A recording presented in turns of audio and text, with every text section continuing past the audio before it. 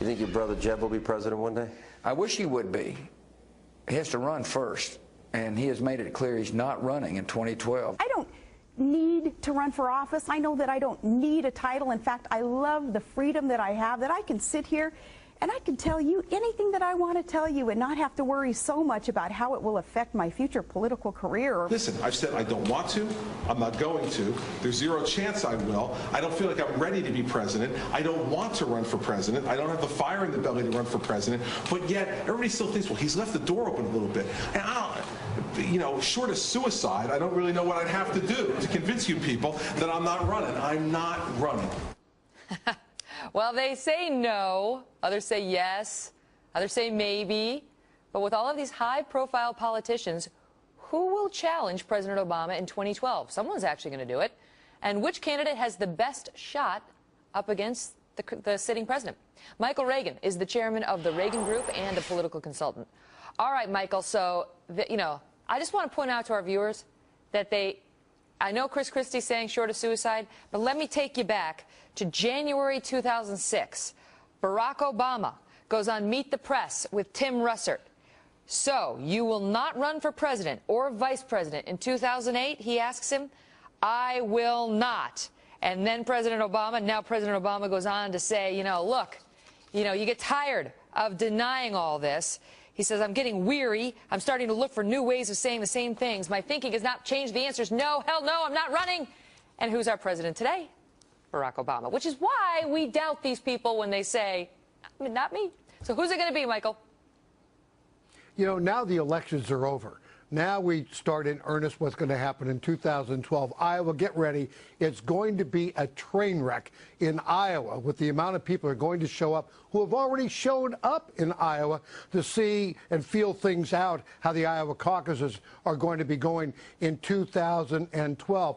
It might be anybody but Obama in 2012, depending on what happens now with a Republican Congress. I want to get to the handicapping, what you think, because we have so many emerging as potential candidates. I'll tell you, emerging potential candidates, I will tell you, look at the governor of Texas, Rick Perry, probably the most Reagan-esque of everybody out there. Really? Has a new book out, Fed Up, would love to be the president of the United States of America. Most Reagan-esque.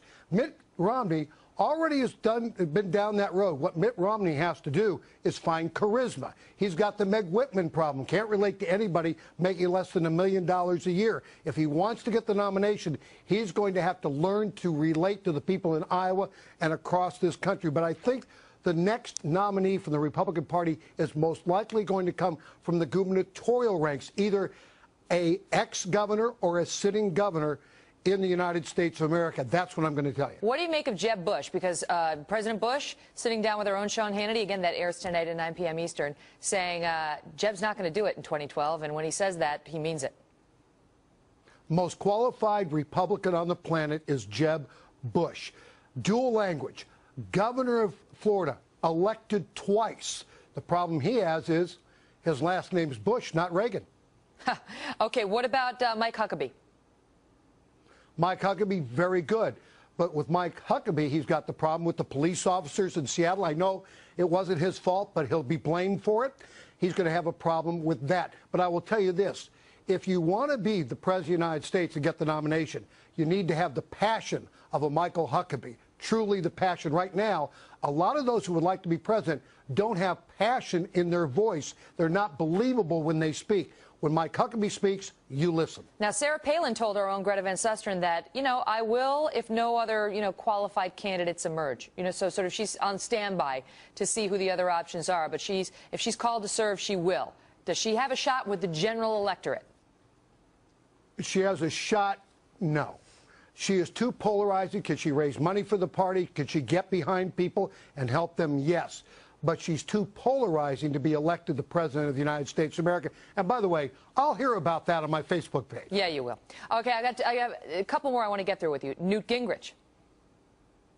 Newt Gingrich, a lot of baggage. I said to Newt Gingrich here a couple of years ago, I said, Newt, your problem is 3 marriages behind you and a few bags. And he understands that. I would tell you, Anybody who gets the nomination, if a Republican becomes president of the United States 2012, your first appointment should be Newt Gingrich. If Mitt Romney doesn't get the nomination, your second appointment should be Mitt Romney. These are great people who can help this country, if not at the presidential level, certainly at secretary levels. Now, we're starting to hear the name Marco Rubio. The guy has barely been elected to the Senate out of Florida, but he's a rising star in the Republican Party. He's Hispanic. He's got a blue-collar background. That, you know, he's a self-made man. Is it possible? I mean, if he ran, he'd be in office in the Senate for the same amount of time that President Obama had been in the Senate when he ran. Marco Rubio is like the phenom of this party right now, out of Florida. You're going to need Florida to be elected president of the United States. He may be a player in 2012. Whether he gets the nomination or not, I really don't know at this point in time. But remember, who was his biggest backer? Jeb Bush. What do you think about Tim Pawlenty? Tim Pawlenty needs a charisma shot. Tim Pawlenty's a great governor, doing a great job in Minnesota, but he needs charisma. That's one thing that Tim Pawlenty is, in fact, lacking. And most of these people, the best thing they can do is sit down and just watch Ronald Reagan speeches like the Democrats do. You have Barack Obama and Bill Clinton used to watch Ronald Reagan speeches to learn how to deliver a speech and get people on your side. The Republicans running would do well to watch Ronald Reagan speeches. And another problem they have is they're trying to out-Reagan-esque each other. If they do that in 2012, we may end up with another John McCain. And speaking of Ronald Reagan's speeches, I have to point out to our viewers that it was 21 years ago today that the Berlin Wall fell, and it was 2 years prior to that Ronald Reagan made one of his most famous speeches. Let's just play a little bit of it since we have Michael here. Mr. Gorbachev, tear down this wall. And sure enough, that speech was in June of 1987, and 2 years later, on this very day, that wall came down. Michael, your thoughts as we hit this anniversary? I'll tell you, last year I was there at the 20th anniversary of tearing down that wall. We opened up a Reagan room at the Checkpoint Charlie Museum. 4,000 people a day go through it. There was no mention of Ronald Reagan a year ago. No mention of Margaret Thatcher a year ago. No mention of communism a year ago. No mention who built the wall. No mention who tore down the wall. And the hero of a year ago was Mikhail Gorbachev, and the President of the United States, Barack Obama, sent a videotape to that event. He went to where?